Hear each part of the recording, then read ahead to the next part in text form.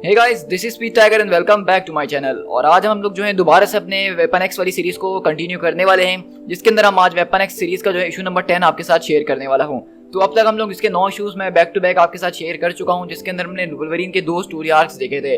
और आप लोगों का पिछली वीडियो के ऊपर काफी अच्छा रिस्पॉन्स आया, जिसको देख के मुझे काफी खुशी हुई है, क्योंकि वो कॉमिक था ही इतना यूनिक। उसके अंदर मैंने जो डार्कनेस देखी थी उसका कोई जवाब ही नहीं था। और मैं उस कॉमिक बुक स्टोरी आर्क के ऊपर एक अलग से वीडियो जरूर बनाऊंगा, खासकर डॉक्टर रॉटवेल का जो कैरेक्टर था उसके ऊपर। तो उसके लिए भी आप मेरे चैनल पे स्टे ट्यून रहेगा।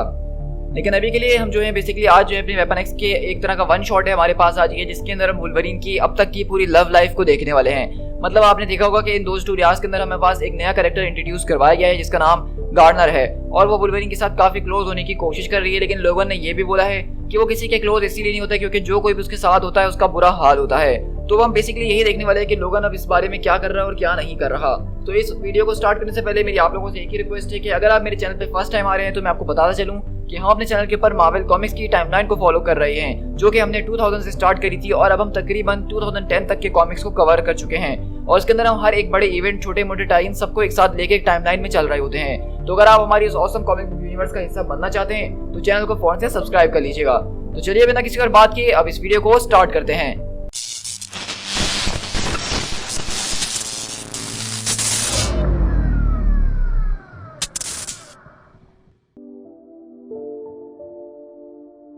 तो हमारी कहानी की शुरुआत बेसिकली आज लोगन के साथ ही होती है, जो कि अपनी कहानी हमें सुना रहा है और बताता है कि ये काफी पुरानी बात नहीं है, जब मैं पूरी की पूरी वाइल्डनेस से बाहर निकल कर आया और उसके बाद मैं सीधा कैलिफोर्निया चले गया, जहाँ पे मैं एक फ्रूट ऑर्चर्ड के यहाँ काम किया करता था। वहाँ पे जो है मेरा काम बेसिकली खेतों की देखभाल करना होता था और मैं दिन के $2 कमाया करता था। तो वहाँ पे एक लड़की आया करती थी अपनी फैमिली के साथ, जो कि उस खेत के मालिक की बेटी थी। तो वो यहाँ पे जब आया करती थी तो मैं उसको काफी देखा करता था, लेकिन वो इंग्लिश नहीं बोलती थी और उस वक्त मुझे स्पेनिश बोलना नहीं आती थी। एक बार उसके फादर ने हम दोनों को एक साथ मिलते जुलते और बातें करते देख लिया और उसके बाद से वो काफी टाइम के लिए गायब हो गई और उसके बारे में मुझे कुछ ना पता चला। लेकिन एक रात अचानक मैं जिस स्टैंड के अंदर सोया करता था वो अचानक उस स्टैंड के अंदर आ गई और हम लोगों ने एक साथ मिलकर जो है काफी ज्यादा प्यार करा उस ऑरेंज ग्रूव के अंदर। और उसके बाद अचानक वो ना जाने कहाँ एक डार्कनेस के अंदर गायब हो गई। उसके बाद से उसने मुझसे आज तक एक लफ्ज तक ना कहा। लेकिन उसके बाद मुझे पता चला कि उस रात के बाद दरअसल वो लड़की जो है उसकी पूरी की पूरी फैमिली के साथ वो एक दूसरे टाउन के अंदर शिफ्ट हो गई थी। मैंने उसको फिर कभी नहीं देखा और मुझे तो आज तक उसका नाम भी नहीं पता कि उसका नाम क्या था। और ये बस मेरी ये कहानी है, ये मेरी वो पहली कहानी जो सबसे पहली बार मुझे किसी से प्यार हुआ था। और उसी तरह हम देखते हैं कि लोगन बेसिकली ये कहानी बैठ के किसी और को नहीं बल्कि गार्डनर को सुना रहा होता है। तो कहती है कि वाओ, इसने तो मेरी पूरी की पूरी स्टोरी को जो एक शेम के ऊपर रख दिया है। मैं समझती थी कि मैंने सबसे ज्यादा और प्यार करे हैं। वेल, इतना भी ज्यादा और नहीं था, क्योंकि मुझे तो लगा था कि तुम कहीं एलियंस और अमेज़न्स के साथ तो नहीं घूम रहे थे। तो लोगन बोलता है कि हाँ, वो मेरी जिंदगी में आगे चलकर आई थी। तो वहीं से वो पूछती है गार्डनर, क्या मतलब, क्या तुम एलियंस के साथ भी कर चुके हो? तो लोगन बोलता है कि और नहीं तो क्या, काफी बार। तो वहीं से गार्डनर पूछती है, तो मतलब अभी भी तुमने जो मेरे साथ ये करने की कोशिश करी कहीं तुमने वहां से तो नहीं? तो लोगन बोलता है कि हाँ, तुम सही पहचानी, ये चीज मैंने करना शियार से सीखी थी। तो वहीं से गार्डनर बोलती है कि मैं भी एक ऐसे आदमी को डेट कर चुकी हूँ जो कि काफी क्रेजी और प्रीटी मच ऐसी चीजें करता था जो मैंने कभी नहीं देखी थी, लेकिन उसने तुम्हारे जैसा आज तक कभी कुछ नहीं किया। और आज तक मैंने जो सबसे जबरदस्त और क्रेजी सेक्स करा है वो एक सुपरमार्केट की मीट लॉकर के अंदर करा है और उसमें मुझे बहुत ही ज्यादा मजा आया था। तो वहीं से लोगन बोलता है कि अच्छा, मैंने तो एक बार लव जो है वो एक जलती हुई गाड़ी के पीछे बनाया था जब मैं एक फाइट के अंदर मौजूद था ब्रदरहुड ऑफ इवल्स म्यूटेंट के साथ। तो क्या वाकई में तुम ये सच कह रहे हो? आखिरकार वो कौन थी जिसके साथ तुमने किया? तो लोगन बोलता है कि एक जेंटलमैन कभी भी एक लड़की को किस करके उसके बारे में किसी को नहीं बताता है। तो वहीं से गार्डनर बोलती है कि अच्छा, अब सडनली जो हो तुम एक जेंटलमैन भी बन चुके हो, क्या बात है तुम्हारी? क्या तुम्हारी कभी शादी वादी हुई है? तो लोगन बोलता है कि नहीं, नॉट रियली। क्या तुम कभी किसी रिलेशन में एंगेज हुए हो? तो लोगन बोलता है कि हाँ, सिर्फ एक बार। तो वो पूछती है कि आखिरकार फिर क्या हुआ था? तो लोगन बताता है कि उसकी मौत हो गई थी। तो वहीं से गार्डनर बोलती है कि आई एम सॉरी, मुझे माफ कर देना, क्या तुम्हारे कोई बच्चे वगैरह हैं? तो लोगन बोलता है कि नहीं, मुझे अब जाना होगा। तो गार्डनर बोलती है कि ओके, मुझे माफ कर देना, मैं तुमसे कुछ ज्यादा ही सवाल पूछ रही हूँ, मेरी आदत है ना, मैं क्या करूँ, मैं एक रिपोर्टर हूँ, कम ऑन, अब मैं तुम्हारे साथ ये नहीं करूँगी। वैसे भी सैटरडे है और आज तुम्हें कहीं काम पे जाने की जरूरत नहीं है। लेकिन वहीं से लोगन अपना कॉस्ट्यूम वगैरह पहनता है और वहाँ से बोलता है कि मैं अब आगे जा रहा हूँ। और इसी तरह हम देखते हैं कि अचानक यहाँ पे लोगन जो है किसी से यहाँ पे फाइट कर रहा होता है, जो कि एक तरह का हमें निंजा नजर आ रहा है। और वो शख्स कहता है कि तुम्हें यहाँ पे आने से पहले मुझे बता देना चाहिए था कि तुम टाउन में आ रहे हो, मैं हम दोनों के लिए जो डिनर रिजर्वेशंस बना लेती। तो वहीं से लोगन को होता है कि यूकियो, मैं तुम्हें जो हूँ जान से मार सकता हूँ। तो वो कहती है कि डर्टफुली, लेकिन इससे पहले एक शॉट तो देखे, देखो कि कैसा लग रहा है। गो हेड, मैं प्रॉमिस करती हूँ कि मैं चिल्लाऊंगी नहीं। और इस तरह हम देखते हैं कि बेसिकली लोगन यहाँ पे अपनी पुरानी दोस्त यूकियो से मिलने के लिए आया है। तो वो कहता है कि नहीं, यहाँ से पीछे हट जाओ यूकियो, मैं तुम्हारे साथ ये नहीं करना चाहती हूँ। तो वहीं से हम देखते हैं कि लोगन यहाँ पे योकियो को अपने से दूर करता है और वहां से दूर चले जाता है। तो कहती है क्या तुम अब मुझसे ऐसे ही दूर चले जाओगे? पहले तो तुम कभी ऐसे नहीं थे। लोगन आखिरकार मेरी बात तो सुनो। लेकिन लोगन यहाँ से आगे चले जाता है और अगले बार हम देखते हैं कि लोगन यहाँ पे अपनी एक और दोस्त यानी कि स्टॉर्म से बातें कर रहा होता है वीडियो कॉल के ऊपर, और वो दोनों मिलकर यहाँ पे चेस खेल रहे होते हैं। तो बेसिकली लोगन जो है यहाँ पे सबको अपनी इस लव लाइफ के बारे में बताना चाह रहा है कि वो जो गार्डनर के साथ क्लोज हो रहा है उसको होना चाहिए कि नहीं, क्योंकि लोगन जानता है कि जो कोई भी उसके करीब आता है उसका हाल अच्छा नहीं होता है। तो वहीं से हम देखते हैं कि वहाँ पे स्टॉर्म पूछती है कि आखिरकार मुझे उसका नाम तो बताओ कि वो है कौन। तो लोगन बोलते हैं कि किसका नाम मैं तुम्हें बताऊं। तो कहती है कि अपनी न्यू गर्लफ्रेंड का। यहीं से अगले पल हम एक और सीन पे शिफ्ट होते हैं जहाँ पे लोगन बोलता है कि वो मेरी कोई गर्लफ्रेंड नहीं है, ठीक है ना, हम बस एक साथ काम कर रहे हैं, दैट्स इट। मुझे जो है सैन फ्रांसिस्को के अंदर एक इन्फॉर्मेंट की जरूरत थी और वो एक अच्छी रिपोर्टर है काफी, वो मुझे अच्छी चीजें देके वो मुझे अच्छी लीड्स लाके देती है और मैं उसके ऊपर इन्वेस्टिगेट करता हूँ। और उस तरह हम देखते हैं कि यहाँ पे लोगन अब किसी और से नहीं बल्कि रोक के साथ अपनी ये बातें शेयर कर रहा है। और लोगन बोलता है कि लेकिन अभी कुछ टाइम पहले मैं एक असाइलम के अंदर मुझे कैद कर लिया गया था, वहाँ पे एक डॉक्टर ने मेरे सर के अंदर घुस के बहुत अजीब और गरीब चीजें करी, और जब मैं वहाँ से बाहर निकला तो मुझे एक सेफ जगह की तलाश थी ताकि मैं कुछ दिन वहाँ पर रह सकूं। और मुझे नहीं पता कि मैं आखिरकार उसके पास क्यों गया, लेकिन बस मैं चले गया। या फिर हो सकता है कि मैं उसके साथ कुछ ज्यादा टाइम से एक साथ घूम रहा हूँ तो इसीलिए शायद मैं उसके पास गया, लेकिन इसके जरिए कहीं वो मेरी गर्लफ्रेंड तो नहीं होती है ना। क्या मैं ठीक कह रहा हूँ? हाँ, वो मेरी कोई गर्लफ्रेंड नहीं है, मेरी कोई गर्लफ्रेंड हो ही नहीं सकती है। लेकिन वहीं से हम देखते हैं कि रोग उसको काफी ज्यादा घूर घूर के खामोशी से देख रही होती है। तो लोग बोलता है कि ओके, अब इस बात को मानना ही पड़ेगा कि वो मेरी गर्लफ्रेंड है। और इसी तरह हम लोग यहाँ से शिफ्ट होते हैं ब्लैक विडो के पास, जो कि वुल्वरीन की काफी अच्छी दोस्त है। तो वहीं से वो बोलती है, तो वहीं से ब्लैक विडो पूछती है क्या वो इस बारे में जानती है कि अगर वो तुम्हारे साथ आना चाहती है तो वो किस चीज के अंदर आ रही है, ये औरत या जो कोई भी है वो। तो वहीं से लोगन बोलता है कि वो कोई सुपर हीरो नहीं है और ना ही किसी सुपर हीरो के साथ उसका इतना उठना बैठना है। अगर तुम्हारे पूछने का मकसद ये था, वो एक काफी ज्यादा स्मार्ट लेडी है। तो वहीं से ब्लैक विडो पूछती है क्या वो इस लाइफ के लिए प्रिपेयर्ड है, क्या वो अपने आप को डिफेंड कर सकती है इस तरह की चीजों से और खतरों से। तो लोगन बोलता है कि इस बारे में मुझे नहीं पता। तो फिर तो तुम्हें उसको किसी किस्म की सिग्नल डिवाइस या पैनिक स्विच दे देना चाहिए ताकि अगर वो किसी खतरे के अंदर या ट्रबल में मौजूद हो तो वो तुम्हें बता सके। मे भी तुम्हें उसकी घड़ी वगैरह के अंदर कोई ट्रैकर वगैरह लगा देना चाहिए। तो लोगन बोलता है कि नहीं, मुझे ये बिल्कुल भी ठीक नहीं लग रहा है। तो वहीं से कहती है कि चलो तुम इस बारे में परवाह करने की जरूरत नहीं है, मैं तुम्हें एक बहुत ही छोटा सा जीपीएस ट्रैकर ला दूंगी जो कि तुम उसके स्किन के अंदर लगा सकते हो। तो उसको तो इस बारे में पता भी नहीं चलेगा कि तुमने लगाया है, जब वो सो रही होगी तो तुम ये कर देना। तो लोगन बोलता है कि नहीं, ये तो बिल्कुल भी नहीं करूंगा मैं। तो वहीं से ब्लैक विडो बोलती है कि ठीक है, चलो अगर तुम्हें ये सब नहीं करना तो कम से कम उसको लड़ना ही सिखा दो, क्योंकि तुम्हारे एनिमीज काफी ज्यादा खतरनाक है जो बाहर घूम रहे हैं, तो तुम्हें कम से कम उसको ये करना तो सिखाना ही होगा। और अगले बार हम देखते हैं कि ब्लैक विडो वहाँ पे अपनी ड्रिंक शूटिंग कर रही होती है, जबरदस्त किस्म से वहाँ पे गोलियां चला रही होती है। और इसी तरह हम देखते हैं कि लोगन अब यहाँ से किसी और के पास शिफ्ट होता है और वो कोई और नहीं बल्कि जुबिली होती है। और वो कहती है क्या वो इस बारे में जानती है कि वो किस चीज के अंदर आ रही है, मतलब एक फुल ऑन रिलेशनशिप, वो भी वुल्वरीन के साथ। और ये एक ऐसा एक्सपीरियंस है कि अगर यहाँ पे कोई जिंदा बच गया तो ये एक बहुत ही बड़ी डील है। क्या वो वाकई में इस चीज के लिए तैयार है? तो वुल्वरीन बोलता है कि वेल, मुझे इस बारे में नहीं पता है अभी तक, मुझे लगता था ऐसा है कि वो तैयार है। तो वहीं से जुबिली बोलती है कि चलो ये सब छोड़ो, इससे ज्यादा इंपॉर्टेंट बात ये कि क्या तुम तैयार हो इस रिलेशन के लिए। मेरा कहने का मतलब ये कि अपने पिछले कुछ साल जो है सिर्फ दारू पीते हुए और इधर उधर मुंह मारते हुए गुजारे हैं कुछ साइड चिक्स वगैरह के साथ, और जहाँ कहीं भी तुम्हें चीप सेक्स मिलता था तुम कर लेते थे। तो क्या अब तुम्हें वाकई में लगता है कि तुम एक एक्चुअल रिलेशनशिप के लिए तैयार हो? तो लोगन बोलता है कि वेल, मुझे अब ऐसा लगने लगा है। तो जुबली बोल रही है कि रिलेशनशिप्स काफी ज्यादा हार्ड होते हैं, तुम्हें इसके बारे में बहुत सारी चीजें सीखनी पड़ेंगी, तुम्हें इसके लिए ओपन अप होना पड़ेगा और इससे बहुत ज्यादा फीलिंग्स जुड़ी होती हैं। अगर तुम दोनों के बीच में एक अच्छी कम्युनिकेशन नहीं है तो ये कभी भी काम नहीं करेगा। तो इस बारे में ये करने से पहले सोच लेना, क्या तुम वाकई में इतने बड़े हो चुके हो कि इसके लिए तैयार हो? इस तरह हम यहाँ से जेसिका और लूक केज के पास शिफ्ट होते हैं, जहाँ पे वो अपने बच्चे की चूहे चूसनी वगैरह को ढूंढ रहा होता है।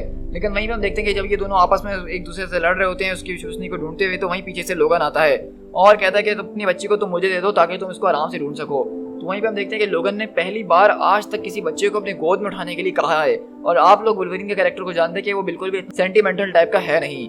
तो हम देखते हैं कि ये देख के वो दोनों भी काफी हैरान हो जाते हैं कि वुल्वरीन के बच्चे को मांग रहा है। तो वहीं से लोगन उस बच्चे को गोद में लेता है और कहता है कि बस अब बहुत हो चुका है बच्चे, अब अपना मुंह बंद करके खामोश हो जाओ। तो वहीं से जेसिका बोलती है कि मुझे बहुत ज्यादा डर लग रहा है। तो केज बोलता है कि हाँ, डर तो मुझे भी लगता है। उसने हमारी बच्ची को होल्ड करने के लिए हमसे पूछा और उसने आज से पहले आज तक कभी ऐसा नहीं पूछा। तो लूक बोलता है कि हाँ, मैं ये जानता हूँ। तो वैसे जेसिका बोलती है कि मे भी उसको मुझे वापसी ले लेना चाहिए, आई मीन उसके हाथों के अंदर वो क्लॉस। तो केज बोलता है कि नहीं, बिल्कुल ठीक है, तुम कुछ भी नहीं करो, बस मेरे साथ आओ और वो चीज़ को ढूंढने में मेरी मदद करो। और इसी तरह हम लोग यहाँ से जो है बेसिकली एक कंग फू ट्रेनिंग सेंटर के अंदर शिफ्ट होते हैं, जिसके बाहर यहाँ पे वुल्वरीन किसी का इंतजार कर रहा होता है। और हम देखते हैं कि बेसिकली गार्डनर जो है वो यहाँ पे प्रैक्टिस के ऊपर आई हुई होती है और लोगन उसका पीछा कर रहा होता है। और अचानक वो एक गली के अंदर से निकल के उसको डराने की कोशिश करता है, लेकिन उसी वक्त गार्डनर उसके मुंह पे एक जोरदार किक मारती है। तो वहीं से लोगन बोलता है कि अरे वाह, बड़ी जबरदस्त किक थी। तो वो कहती है कि लोगन, तुम यहाँ क्या कर रहे हो? तो वहीं से लोगन बोलता है कि the sons of the tiger, ये काफी अच्छी चॉइस थी तुम्हारी। तो गार्डनर बोलती है क्या तुम मुझे फॉलो कर रहे थे, जरा देखो मेरी तरफ। तो कहता है कि हाँ, मैं तुम्हें फॉलो कर रहा था, लेकिन मैं यहाँ पे तुमसे कोई आर्ग्यूमेंट करने के लिए नहीं आया हूँ, कम ऑन, मुझे तुम्हें कुछ दिखाना है। और उस तरह हम देखते हैं कि यहाँ पे लोगन उसको एक जगह पे लेके जाता है जो कि एक ग्रेवयार्ड होता है, और वहाँ पे वो एक कब्र के पास उसको लेके जाता है और बताता है कि इसका नाम मरिको हुआ करता था और ये वही है जिसके साथ मैं एंगेज था, लेकिन उसकी मौत हो गई वो भी सिर्फ मेरी वजह से। और यही सिर्फ मेरी ज़िंदगी में अकलौती नहीं है जिसकी मेरी वजह से मौत हुई भी हो। जो कोई भी औरत मेरे करीब आने की कोशिश करती है, जो कोई भी मेरे पास आती है, तुम जानती हो ना कि मैं क्या कहना चाहता हूँ, उसके साथ कुछ ऐसा ही होता है एंड में। तो वहीं से कहती है कि देखो मैं मारिको के बारे में ऑलरेडी जानती हूँ, मैं यूकियो के बारे में, सिल्वर फॉक्स के बारे में, सेराफ के बारे में, उन सब के बारे में पहले से जानती हूँ। और मैं ये भी जानती हूँ कि एक बार तुमने जो है वाइपर से भी शादी करी थी, और उसके बारे में किसी न किसी दिन तुम मुझे कहानी जरूर सुनाना, क्योंकि तुम जानते हो ना कि मैं एक रिपोर्टर हूँ। मैं देखो ये सारी की सारी बातें जानती हूँ, लेकिन मैं फिर भी यहाँ पे मौजूद हूँ। देखो मैं ये नहीं कह रही हूँ कि मुझे तुम्हारी दुनिया से बिल्कुल भी डर नहीं लगता है, हाँ मुझे उससे बहुत ज़्यादा डर लगता है, लेकिन मेरी तरफ देखिए एक मिनट के लिए भी ये मत सोचना कि मैं तुम्हारी एक साइड केक बनने वाली हूँ, तुम्हारी क्राइम फाइटर पार्टनर बनने वाली हूँ। मुझे वो सब बिल्कुल भी नहीं चाहिए, बस मैं तुमसे एक सीधा साधा रिलेशन चाहती हूँ और कुछ भी नहीं। मैं जो जॉब कर रही हूँ मुझे पसंद है, मैं जिस सिटी के अंदर रहती हूँ वो मुझे काफ़ी पसंद है, और मुझे यहाँ पे बहुत सारे लोग जानते भी, और मैं यहाँ पे काफ़ी मशहूर भी हूँ। और बस मैं इतना ही जानती हूँ और मुझे इतना ही जानना चाहिए भी, और बाकी जो भी है हम उसको मिलकर फिगर आउट कर ही लेंगे। अगर सैबरटूथ या लेडी डेड स्ट्राइक जो है वो तुम्हारे डोर स्टेप पे आ जाए मुझे ढूंढते ढूंढते, और तुम्हें मेरे खिलाफ इस्तेमाल करना चाहे, तो फिर मैं क्या करूंगा। तो वहीं पे अगले पल हम देखते हैं कि वहाँ पे वो दोबारा जो है वो लोगन के मुंह पे एक जोरदार केक मारती है।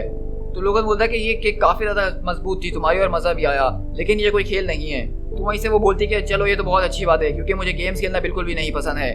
तो लोगन बोलता है कि तुम इन सब के बीच में मर भी सकती हो। तो वहीं से वो बोलती है गार्डनर कि मैं तो एक बस के ऊपर राइड करते हुए भी मर सकती हूँ, उसमें कौन सी बड़ी बात है। क्या तुमने अपने पास कोई अपनी डेथ विश रखी हुई है जो कि तुम मेरे साथ रिलेशन में आना चाहती हो। तो वहीं से वो कहती है कि नहीं, क्या तुमने रखी हुई है। तो लोगन बोलता है कि हम दोनों एक साथ बूढ़े ही नहीं हो सकते अगर हम चाहें भी तो। तुम जानती हो ना कि मेरे अंदर क्या चीज़ मौजूद है और मैं कैसा हूँ, मैं हमेशा ऐसा ही दिखने वाला हूँ। तो वहीं से गार्डनर बोलती है तो क्या हुआ, मैं एक ओल्ड वुमन बन जाऊंगी जिसका एक यंग बॉयफ्रेंड होगा, इसमें कौन सी बहुत बड़ी प्रॉब्लम है। तो लोगन बोलता है कि मेरे घर आने जाने की कोई टाइम नहीं होगी, मैं अपने मर्जी से काम करता हूँ और कभी कभार मैं स्पेस के अंदर भी जाता हूँ। तो वहीं से गार्डनर बोलती है कि चलो ये तो बहुत ही अच्छी बात है, आज से पहले मुझे किसी ने स्पेस से कोई गिफ्ट लाके नहीं दिया। तो वहीं से वुल्वरीन बोलता है कि अच्छा मेरी एक और शर्त है कि तुम मुझसे कभी नहीं कहोगी कि तुम्हें मैं स्पाइडरमैन से जाके इंट्रोड्यूस करवाऊं। तो वहीं से गार्डनर बोलती है कि स्पाइडरमैन तो मुझे बिल्कुल पसंद भी नहीं है। तो वहीं से बोलता है कि चलो फिर हम तुम्हारे फ्लैट के ऊपर चलते हैं इससे पहले कि मेरा दिमाग चेंज हो जाए। तो वो कहती है कि नहीं, इस बार हम तुम्हारी प्लेस के ऊपर जाएंगे। और इसी तरह हम देखते हैं कि बेसिकली लोगन जो है उसको अपने उसी आइलैंड के ऊपर लेकर आ चुका है, यानी कि उटोपिया के ऊपर, जहाँ पे वुल्वरीन और सारे म्यूटेंट्स रहते हैं। और इसी तरह हम देखते हैं कि बेसिकली वुल्वरीन और वो दोनों आपस में यहाँ पे काफी ज्यादा टाइम स्पेंड करते हैं और अपने रिलेशन को मजबूत करने की कोशिश कर रहे होते हैं। और वहीं से हम अगले पल देखते हैं कि यहाँ पे उसकी आंख खुलती है गार्डनर की रात के टाइम, और वो निकल के यहाँ पे वहाँ घूम रही होती है। एक्सक्यूज मी, सॉरी, वुल्वरीन इस वक्त काफी ज्यादा गहरी नींद के अंदर है और वो इतनी जोर से खर्राटे ले रहा है जैसे एक बस 100 चल रही हो। तो क्या आप मुझे बता सकती हैं कि इस जगह के ऊपर बाथरूम कहाँ मिलेगा। तो अब देखते हैं कि वहाँ पे कोई और नहीं बल्कि एमा फ्रॉस्ट मौजूद होती है। तो वो पूछती है क्या तुम वुल्वरीन के साथ सो रही थी। तो उसने कहा हाँ क्यों नहीं। और हम देखते हैं कि ये बात सुन के एमा वहाँ पे जोर जोर से हंसना शुरू कर देती है अजीब तरीके से, और वहाँ से आगे बढ़ जाती है। फिर अगले दिन हम यहीं से दोबारा जो है सैन फ्रांसिस्को के अंदर शिफ्ट होते हैं, जहाँ पे लोगन उसको किस कर रहा होता है। तो वहीं से गार्डनर बोलती कि कल रात वैसे काफी ज्यादा मजा आया, लेकिन वो लड़की एमा फ्रॉस्ट वो मुझे बिल्कुल भी नहीं पसंद आई। तो लोगन बोलता है कि हाँ वो किसी को भी नहीं पसंद आती है। तो वुल्वरीन बोलता है कि ठीक है अब जाओ और अपना ख्याल रखना बाहर। तो वहीं से गार्डनर बोलती है कि तुम जाके अपना ख्याल रखना, मैं तो एक बहुत ही बड़ी रिपोर्टर हूँ, मुझे किसी से डरने की कोई जरूरत नहीं है। और इसी तरह हम देखते हैं कि अगले पल गार्डनर वहाँ से जा रही होती है और एक बूढ़ी औरत उससे आके टकराती है और कहती है कि एक्सक्यूज मी, मुझे माफ कर दीजिएगा। तो कहती है कि इट्स ऑल राइट, बस अपनी आंखें जो है सामने की तरफ रखा करो। तो वो औरत कहती है कि मुझे बहुत ज्यादा माफ कर दीजिएगा प्रीटी लेडी, आइंदा से मैं अपनी आंखें खोल के रखूंगी, मैं अपनी आंखें जरूर खोल के रखूंगी। और अगले पल हम देखते हैं कि वो औरत वहाँ पे हंसना शुरू कर देती है और अचानक वो शेप शिफ्ट करके हमें पता चलता है कि कोई और नहीं बल्कि मिस्टीक होती है। और इसी तरह हम देख रहे हैं कि यहाँ पे बेसिकली मिस्टीक जो है इसके ऊपर नजर रखी हुई है, क्योंकि मिस्टीक और वुल्वरीन का भी एक रिलेशन रह चुका है। और अब शायद जब उसको पता चला है गार्डनर के बारे में, तो वो गार्डनर के पीछे लग गई है और उसको शायद चोट पहुंचाना चाहती है। Not the end.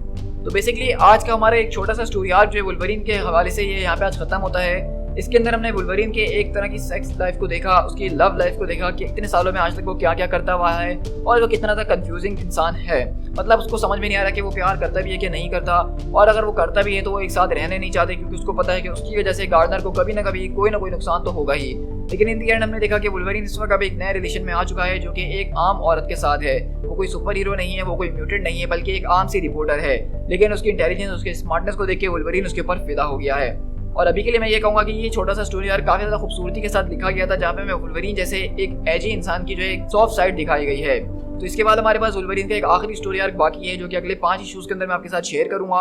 और वो स्टोरी आर्क काफी ज्यादा इंटरेस्टिंग होने वाला है, जिसके अंदर हम टाइम ट्रैवल और फ्यूचर वगैरह को भी देखने वाले हैं। तो उसके लिए मैं चाहता हूँ कि आप इस वीडियो को लाइक कीजिए, कमेंट करके बताइएगा कि आपको आज की वीडियो कैसी लगी है, और उस तरह का ऑसम कंटेंट अगर एंजॉय कर रहे हैं तो चैनल को सब्सक्राइब करना है बिल्कुल भी मत भूलिएगा। So guys, this is Pete Tiger, मिलते हैं अपनी नेक्स्ट वीडियो के साथ। Till then, thank you so much.